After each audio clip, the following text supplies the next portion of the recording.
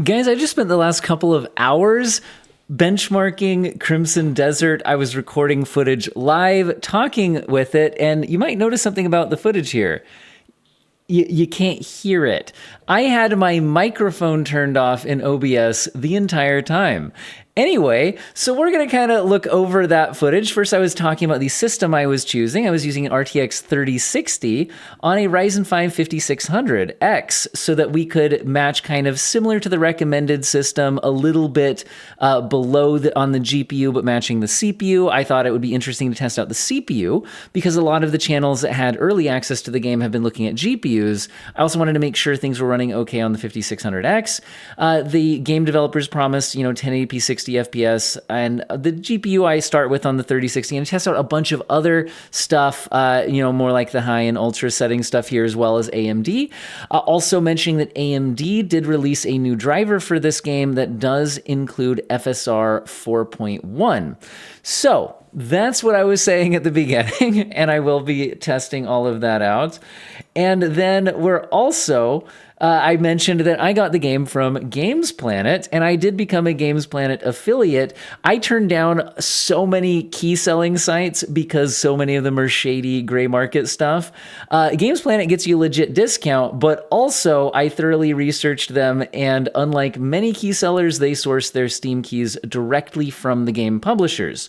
So you get a better price than buying it directly on Steam. The game developers are actually getting the money, and it's a win-win for everybody. There will be a link in the video description.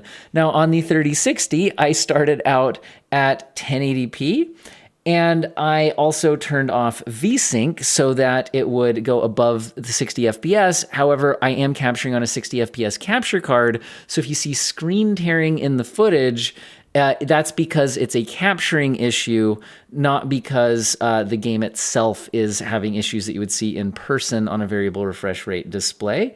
Also, the graphics defaulted to the ultra settings, and I started out with that since, that's what the game defaulted to. I don't think I had anything else particularly interesting to say at this point, and started benchmarking stuff. So, next bit, I was mentioning that there was a fairly long load screen to initially get into the game, and that's after there was already a shader pre-compilation. Now, I like that there was shader pre-compilation, but yeah, it is a pretty extended load screen to initially get into the game. Now, it doesn't seem, after playing a little bit further, that there was a lot of other issues happening. I was also explaining how to read that middle FPS counter is the average frame rate, the one on the right is the 1% lows, and the one on the left is the current frame rate, and then you can see the CPU usage and the frame time graph I was highlighting there is how it is, you can tell the smoothness, because since, like I said, we're not locking to 60 FPS capture in a 60 FPS video, you might see what looks like judder and stutter that isn't really there in person. So you watch that frame time graph to get a measurement of how smooth things are going. Then I jumped into the actual beginning of the game and got some first impressions. Remember, this is 1080p at the ultra settings because that's what it defaulted to. I do turn them down later into the video. And I was just kind of getting a feel for how did the game just play at the settings it defaulted to on that hardware. I then noticed that it was not using inverted camera controls, and I was playing on a controller, and I like inverted camera controls. So then I got the camera the way I liked it and kept playing. At this point, I noticed that the foliage and things looked a little bit smeary, but overall, I liked the dynamic lighting, how the torches do seem to be dynamically lighting up the grass in the dark. You can tell that this is a game that is using ray-traced global illumination and all of that. Also, though, I was noticing that, yeah, sometimes when the foliage swings back and forth, it does kind of blur together a little bit. There is some pop-in as you move. But overall, I did like the dynamic element of the wind blowing the trees, things like that. There seems to be a lot of good dynamic systems in place here. Frame rate in the mid-40s, but again, it is an RTX 3060 at native 1080p ultra settings, which is a little bit much. Here I was again looking at kind of that smeary looking, like I like that it's blowing in the wind, but I'm also getting a bit of that kind of smeary look to the foliage in motion. But do like the dynamic lighting, etc. Don't think I had a lot new to say other than that in that particular scene. And then I got into some combat. So I thought I'd test that out. This is still at ultra settings, 1080p native. And so combat was kind of dipping into the upper 30s at times. There were some cutscenes mixed in. Overall, I really liked that there was a lot of enemies on screen, and you can see the CPU is not stressed out. The GPU is at 100% utilization, so despite all of these enemies on screen, all these NPCs, the Ryzen 5 5600X is not having any issues, at least hitting the frame rates that the 3060 can hit, which admittedly aren't super high, but there's also no sign of any particular CPU core working very hard. So that all seemed to be pretty good. So then, keeping on going, it was teaching me how to do the block and parry stuff with left bumper. Frame rates were only in the low 40s, though, so despite things, looking pretty good, not exactly the settings that you'd want to be using on the 3060. Now, I will say I did test out a little bit later into the game, and as I suspected, this combat area with the fire, multiple NPCs, and foliage does seem to be a bit more demanding than some of the other areas of the game that I've been able to test. So this seemed like a pretty decent stress test. I'm not saying it's the most demanding area of the whole game or anything, but decent stress test compared to some other areas. And yeah, kind of hitting in the upper 30s at times at the ultra settings. I will also mention that ultra settings are not the maximum settings in this game. There are cinematic settings that go above that, and you can get some even higher ray traced lighting when you turn on ray reconstruction and ray regeneration. So that was that, and then the plan was to change some things up. So I jumped in with a restart after changing the graphics settings. So this is after turning the graphics settings down to medium. Remember, they had been on ultra, still 1080p native settings, and trying to see about getting better performance. And that was after restarting the game to make sure that it applied. So now he's in more like the upper 40 FPS range, at least when I'm not in the middle of fighting them. So I run over to get into some more of that combat. Cutscene kicks in, and yeah, kind of seems to hold into that upper 40s. So I'm still not getting a 60 FPS experience on the 3060 at 1080p. But again, it is still native 1080p. There's a lot of dynamic stuff happening here with the ray tracing and all that. By the way, while I'm not showing it here, turning off ray tracing doesn't really seem to improve performance. I also took a look at Hardware Unboxed Optimized Settings video. Highly recommend taking a look at that. Their feeling is that really the game's just designed for ray tracing, and the ray tracing off is probably more of just a compatibility thing for GPUs that don't have any hardware acceleration for ray tracing. It does not actually improve performance to turn it off. So this is all with ray tracing on, but it doesn't really help to turn it off. But again, see, the fire is giving dynamic light to the scene, and there's a lot of really cool stuff happening here. Notice that a lot of the foliage moves as you go through it. A lot of games aren't this reactive to what's happening. I was also noticing that as I ran around and just ran into enemies with my shield, that they would actually get knocked back and things like that. So I like that there's a lot of like systems-driven stuff, physics things happening. And a good amount of enemies on screen, a lot of reactions to things. But again, 1080p medium settings, still kind of hanging out in the 50s or so range. But again, the 3060 is not a super powerful new GPU or anything at this point. So I wouldn't say that this is unacceptable or unoptimized or anything. I'm just kind of testing different things out.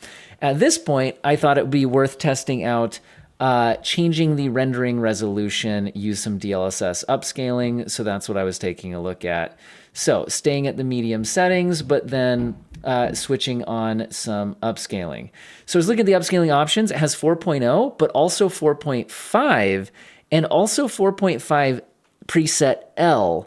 And what was really interesting to me was that all of these are available in the actual game menu. In most games, you just choose DLSS. It doesn't tell you which model it's using, and you have to use the NVIDIA app if you want to actually change which model you're using by using overrides, and you have to restart the game to do that and all of that. I really liked that the game let me choose those options. Now, I went to 4.0 at first, but I do test out some other ones and going to the quality mode. And what I noticed, though, is do you see the fire right above my head here? I could shrink myself down a little bit. Then there's me speaking in the video and can't be heard by anyone. Anyway, still cover that up, I guess. But do you see how artifacty the fire looks right now when I've kicked on DLSS? So I think when you lower the internal rendering resolution of the game, The ray tracing now has even fewer rays per pixel, and it's really struggling with that. So 4.0 didn't look good there. I switched back to native by turning DLSS off just to double check I wasn't crazy. And yeah, the fire certainly with the foliage in front of it looks a lot better at the native TAA.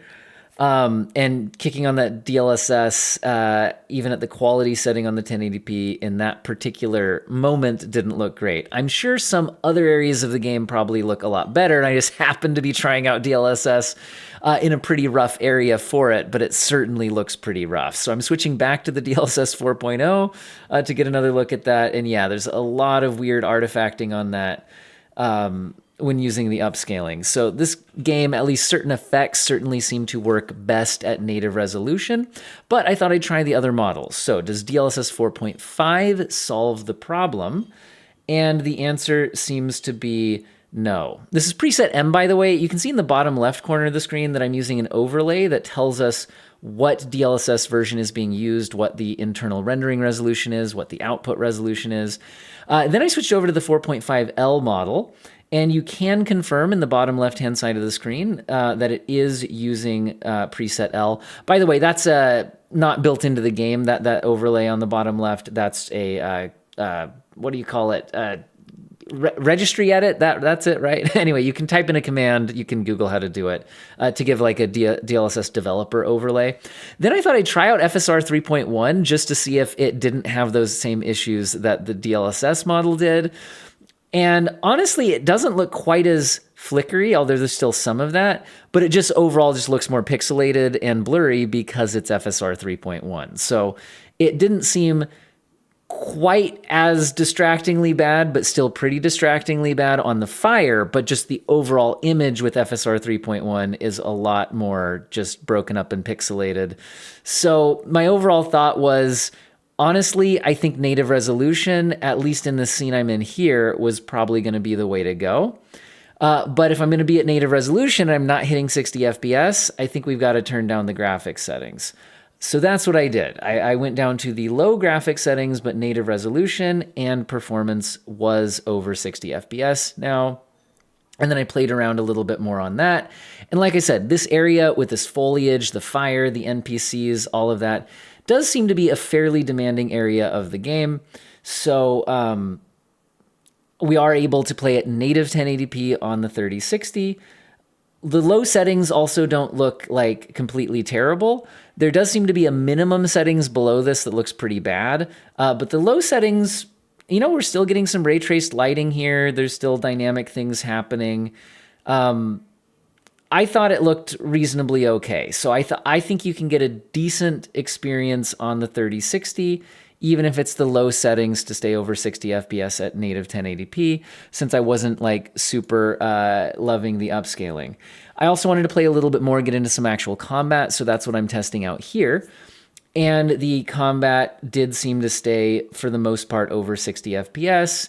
And notice like the particle effects are still lighting the scene, the fire is still lighting the scene. So even at these low settings, we're still getting some of that ray traced lighting and illumination and stuff. There's still a lot of the dynamic elements happening. At this point, I was trying to experiment with, it gave you this new power move, and I was like, is there some limit to how much I can use this? So I was trying to use it until it would tell me I couldn't, just to kind of experiment with the game mechanics. Because I'm only halfway paying attention to what the like text boxes are telling me during all of that. So anyway, cutscenes still stayed over 60 FPS-ish. And then I decided I would... well, let me double check to make sure I'm remembering properly, jumping ahead. Just kind of went through the cutscene and then decided to change things up. So next thing I tested out was a different graphics card. So I went with the 9060 XT 16 gigabyte, which is not the recommended 7700 XT for high settings 1440p 60, but it has on average about the same performance.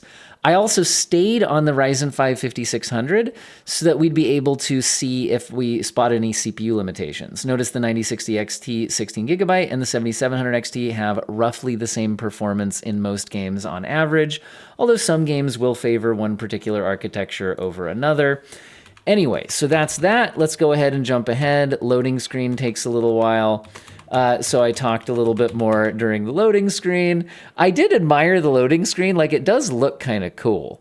But yeah, when you restart the game, there is a considerable amount of loading happening. Now, I also went to the high preset for the graphics, just to be clear. So this is 1440p high preset. So this is not directly comparable to the performance we were seeing on the RTX 3060 because I've increased the resolution to 1440p and the graphic settings to high, and this is native resolution. And you can see that in this cutscene, all these NPCs, the fire, all of that, it's holding around 50-ish FPS. So it's not... it's not 60 FPS like it was saying it would be on the system requirements, but that's also kind of an average. And this does seem to be a pretty demanding area, right? You got the foliage, the NPCs, combat, lots happening. I will say the GPU is locked to 100%, so it does not seem like we're CPU limited here. So the Ryzen 5 5600X does seem to be able to keep up with all of that combat without a lot of big problems. Then this cutscene gets a little bit bloody, so maybe for YouTube purposes, I'll kind of fast forward through a good chunk of that so we don't need to linger on any gore and get me demonetized or anything. And then it goes into a little bit more of a cutscene, and it pops out into a new location, which I notice performs significantly higher. So this is what I meant about that initial area of the game being fairly demanding. You can see here there's not as many NPCs, there's not as much foliage, and we can get around 70 FPS. This is those native 1440p high settings that I'm looking at here. So play around a little bit and try to see if performance changes, if we get to anything particularly interesting. It didn't seem particularly interesting for a while, learning how to climb stuff, learning how to jump, learning how to climb a wall. At first, I tried to climb the wrong wall because I'm dumb. And then I tried to climb the correct wall because I actually started paying attention to what I'm doing. And then I just kind of kept moving forward, said I would check back in if anything interesting happened. So you go down this little pipe, and eventually you get here. And seeing that there was a bunch of ray-traced water, I thought that this would be an interesting place to look at AMD's ray regeneration, because this is one of the first game, this is the second game to feature ray regeneration, and the first one where anybody might actually want to use it, considering the last one was a multiplayer competitive game with Call of Duty Black Ops 7. Anyway, so I'm noticing that I'm getting around 60 FPS in the scene, a little bit over 60 FPS, and then I struggle to find the graphics menu. Anyway, so we'll fast forward a little bit as I eventually figure out where the graphics menu is, and I turn on ray regeneration. And then I instantly notice that, oh my goodness, my performance has been absolutely destroyed. So we went from a little over 60 FPS to 17 frames per second. Now, I want to be 100% clear that that is not because ray regeneration by itself is that much more demanding to run. The graphics menu tells you that when you turn on ray regeneration, it also increases the ray traced lighting effect to a hidden maximum setting. So even though I had the graphic settings at high, it is now maximizing the ray traced lighting setting when I turned on ray regeneration. So we're not only looking at the effects of ray regeneration, which I don't really like. By the way, ray reconstruction does the same thing. So I turned ray regeneration back off to just double check. Yeah, we were over 60 FPS and had dropped all the way down to 17. And then I noticed I had some camera control options and was just clicking that button to see how that worked a little bit.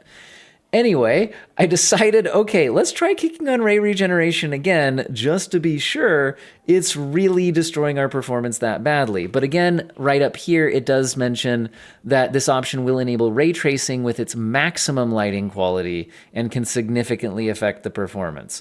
So ray regeneration is not the only reason performance is dropping to 17 FPS, but yeah, it did drop to 17 FPS when I did that. That's rough. So again, it's a 9060 XT, 16 gigabyte. So, it's not a 9070 XT, but man, 17 FPS, not amazing.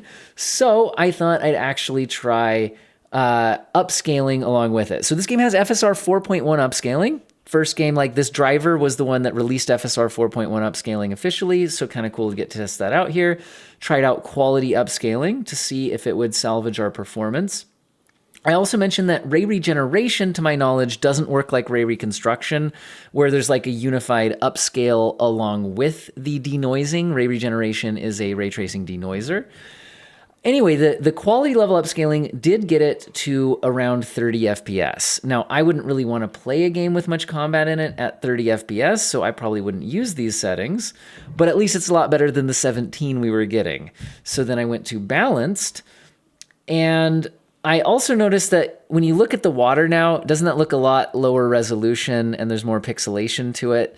So this is what I mean about the ray regeneration itself does a pretty good job on the denoising, but it's not part of a unified upscale. So I think that you start to see the underlying lower resolution, and it doesn't look amazing. I went all the way down to performance mode upscaling. The water's looking somewhat pixelated to me now. Things are looking a little bit blurrier here.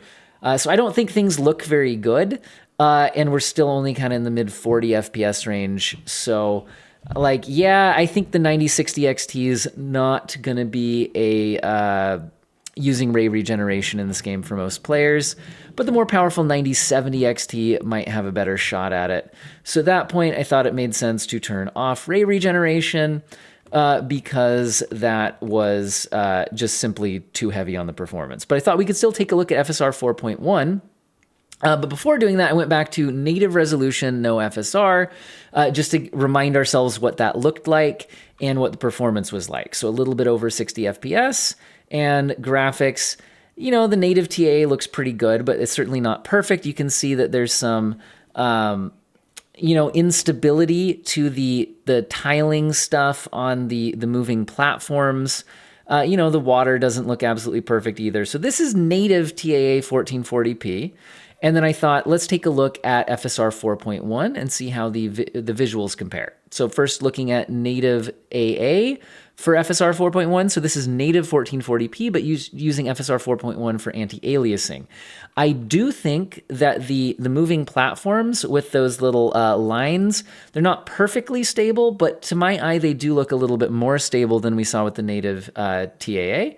Performance has dropped a little bit to bouncing between 59 and 60 when we were a little bit over 60 when we were using the native TAA. So this is a little bit heavier than using the TAA, but I do think that there are some improvements to the image quality when using it, although it doesn't like completely make everything look absolutely 100% perfect or anything like that. This game does just have a little bit of a noise to it in the image. So now trying out quality level upscaling, but again, this time without ray regeneration. Performance does boost. This time we're up into hitting about 75 FPS here. But notice the water's looking noticeably worse, and I don't think that that's FSR's fault exactly. I think it's because, as we saw earlier when I was looking at the fire when I was using DLSS, I think the ray tracing in this game shoots fewer pixels because we're at a lower internal rendering resolution, and that causes ray traced effects to look noticeably worse when you lower the internal rendering resolution. And I think that's what we were seeing there. So I thought I'd kind of play around with things a little bit more there, but then I figured, okay, let's go ahead and switch GPUs.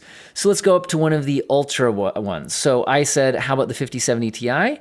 And then I'm going to go into my high-end system, which doesn't have a 7700X. I actually have a 9800X 3D. Now, they say that this will be good for 4K 60 at ultra settings, but I also went ahead and tested at 1440p. So that's what we'll look at next. So 1440p, this is the 5070 Ti, and I did move up to the ultra graphics settings. So remember, on the 9060 XT, which is a less powerful GPU, I was using the high graphics preset. Now we're on a more powerful GPU. I'm on the ultra graphics preset. So again, my video here is not a benchmark to directly compare GPUs at the same settings. This is more testing out how does the game perform at appropriate settings and resolutions on different hardware. So I went to this opening combat again to see how the 5070 Ti did, and cruising through at like 90-ish FPS, sometimes over 100 at the ultra settings. Now remember, ultra settings is not the maximum preset. The game does go up to cinematic settings. So it's not completely maximum settings, but even in this demanding opening area, things seemed pretty good. The cutscene did pretty well. So overall, that was pretty solid stuff. Again, it moves into the easier to run area. And I tried this out. This time I actually paid attention to the menu that was showing me how to do the precision jumping. So you hold the left bumper and then you press X to jump. Anyway, and you can kind of target where your jumps go. So it's nice when you actually read what the menus tell you. Anyway, so this area is performing well over 100 FPS as a less demanding area of the game example. And then I thought I would play through until I hit that same water area that I saw with the 9060 XT, and I thought I'd try out some DLSS ray reconstruction. So this is the native ultra settings at 1440p, and then I start playing around with the DLSS settings. Remember that this is a more powerful GPU than what we saw with the 9060 XT. So this is not like a fair AMD versus NVIDIA. I'm not trying to imply that. We're just testing out a variety of hardware. Remember, this game has de novo, so it limits the amount of hardware combinations I can test in a 24-hour period. At least most de novo games do that, so I'm not gonna like just be plugging in a million different GPUs for this video.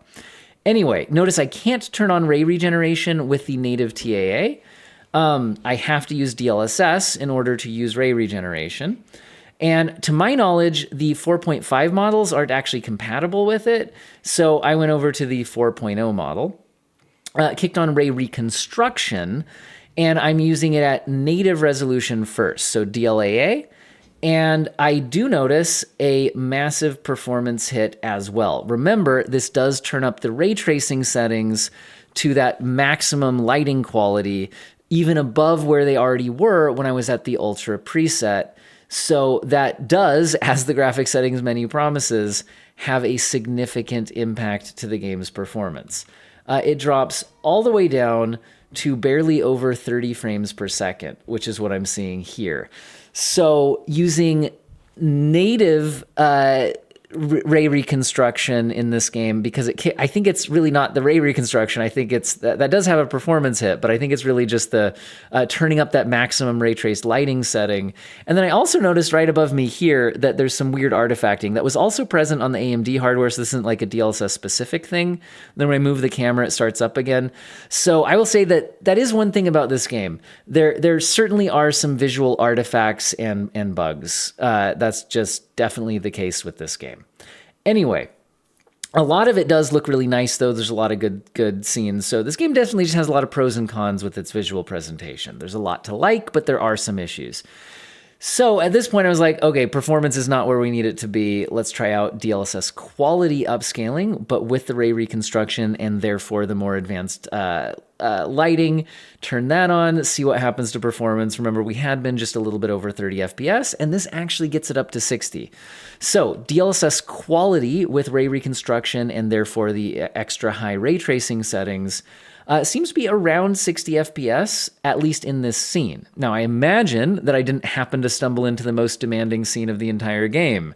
So there's probably areas that are going to be noticeably under 60 FPS at these settings, but at least at these settings, things are pretty good. And man, that extra ray tracing that it kicks on when you use the ray reconstruction and ray regeneration does look a lot nicer than when you're not using it. So if you do have a strong enough GPU, it seems worth using. And here I tried going down to the balanced level upscale to get a bit more performance back. And I'm up to around upper 60s or so. So that would get you a little bit more headroom for dips.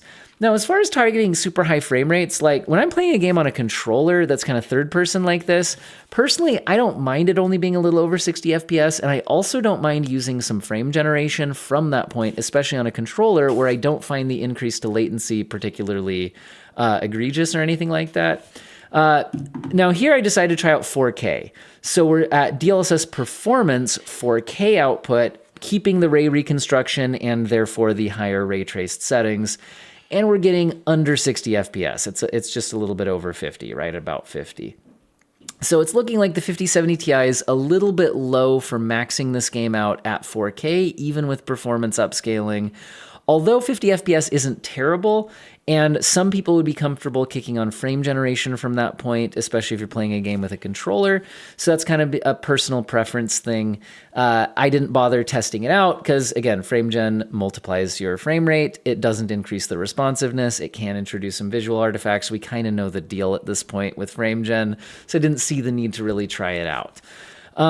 Now what I was doing was turning off the ray reconstruction and therefore also the higher ray tracing settings, but going to native 4K. So this is native 4K ultra settings, none of the ray reconstruction or the increased ray tracing settings.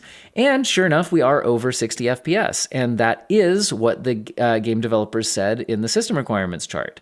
They said that this would be 60 FPS 4K Ultra settings GPU at native resolution, and it does seem to be getting that. So, additionally, we could also turn on some upscaling from there and try out the different models, etc., which I did a little bit of that. Just first looking at DLAA versus the native TAA, performance dropped a little bit to about 60 FPS. Drops a little bit when I swing the camera into the upper 50s.